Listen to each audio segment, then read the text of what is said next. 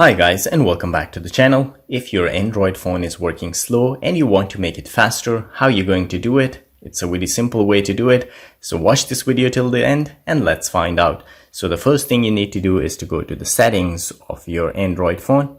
Once you are in the settings, you need to scroll down where you will find About Phone. You need to tap on About Phone, and from there you need to go to Software Information.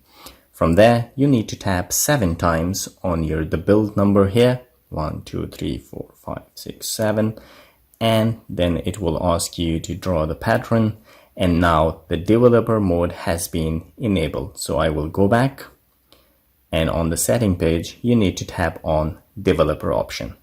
So once you tap on this one, all you need to do is to scroll down where you will find these options. The window animation scales, you need to tap on this one and you need to make it 0.5x. The next one also you need to make it 5x, 0.5x, and